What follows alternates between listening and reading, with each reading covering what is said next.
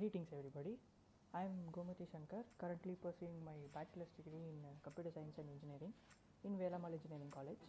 In this video, we'll be seeing everything you need to know about one of the most important data type in Python language, the strings. What is strings? A strings is a collection of characters or words. The characters can be alphabets, numbers, or even some special characters. Before going in depth to the topic, the gist of the video is to familiarize us with some string concepts like accessing the string, slicing the string, and we'll be seeing some built-in methods and a lot more. What could possibly be the properties of a string? They are immutable, they are enclosed within quotes, they can be sliced, they are always indexed, and they too support a large library of methods, that is built-in methods. A gist of what is accessing and indexing is that string can be accessed through the index values. The index values can be a single value. Sometimes you can use range of values. The values can even be positive or negative. Without a further ado, let's jump right into the session. We are going to be discussing strings. Strings are sequence of characters using the syntax of either single quotes or double quotes. Here we can see three examples. First we have hello of single quotes, then hello in double quotes, and then what's nice about having both option of single quotes and double quotes, it means that if you have a string with a single quote in that string, you decide to have it in your string but don't want it to end, then in that case you will be using double quotes or vice versa. So in the third example, we have a single quote within the double quotes, that is after don't. In case if we have used single quotes, this would print IDON only, not I don't. So in order to eliminate that issue, we have used double quotes, so the single quotes will be printed as the output. Because strings are ordered sequence, it means we can use indexing or slicing to grab subsections of the strings. Index notations uses a square bracket after the string or the variable assigned to the string. Indexing allows you to grab a single character from a string. So if you want a particular character from an entire string, you can use indexing. If you want a range of characters from a particular string at any particular position, you can use slicing. These strings can be indexed by using index values. Every character in a string has an index position starting from 0. So in this case, the character H has an index 0, and character E has an index 1, L has 2, and so on. In case if you have a string of which you don't know the exact length of the string, in that case, if you want to access the last element of the string, that is the last character of the string, Python provides a beautiful advantage that you can use negative indexing. So for any string, the negative indexing starts with -1, that is the last character will start at -1, the next at -2, and so on.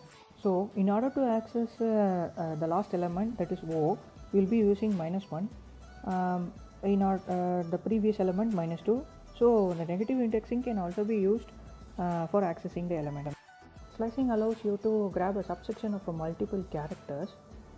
So a slice of a string can be taken. The syntax will be having three parameters like start, stop, and step. The start will be the starting point from which you will be slicing. The stop will be the ending point, but it will not include the end point. That is up to the end point without the end point. The step will be using the jumps, that is the jump of characters that are to be taken. So if the jump is 1, it will be taking the characters at an interval of 1. If the jump is 2, it will be taking characters at an interval of 2. So you can be using this whenever needed. So let's explore these concepts with an example. So let's open our Jupyter notebook. Let us have a string called hello. If I press tab, the hello will be printed. If I have a string world enclosed within double quotes, the string will be printed. if I have a number of words is within a string that is enclosed within within quotes, it is also can be printed. So if I have a condition like I'm having a single quote within the string that I want to print, which is enclosed within the single quotes. So in that case, it will prompt for an error. So I am typing, I am going on a run within a single quotes. I have a string that already have a single quote, so it gets highlighted. See, I gets highlighted. The outer part, that is M going on a run, is not a string, is not accepted as a string. So it prompts for an invalid syntax.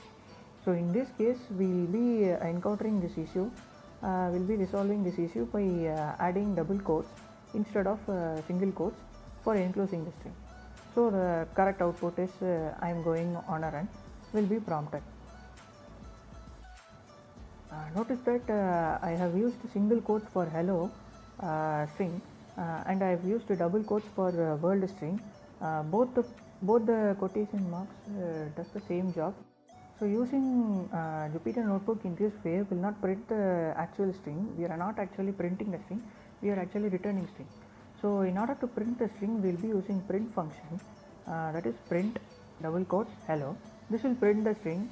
So you can see that the output, the string is not enclosed within the quotation mark, that is the actual string is printed.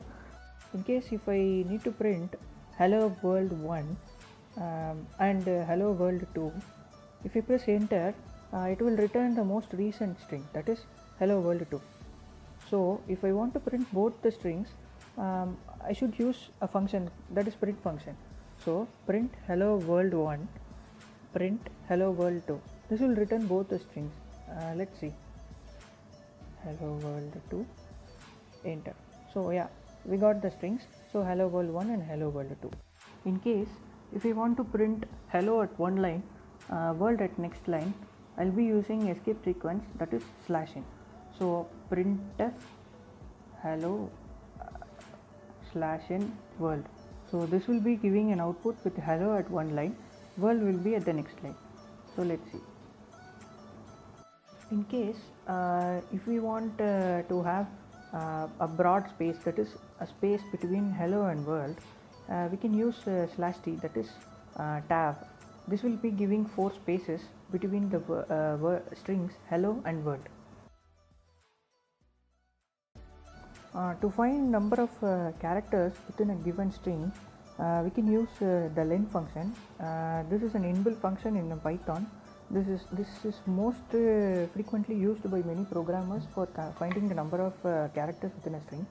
So len of hello returns 5, that is HELLO, 5 characters. So it is returning 5. Python also accepts spaces as a string. So if I type IM and get the length, we will be having 4. So I space AM. So we are having 4 as a length of the string. Next up, we shall see some basic concepts on indexing and slicing in the next session of the video. Thank you for now.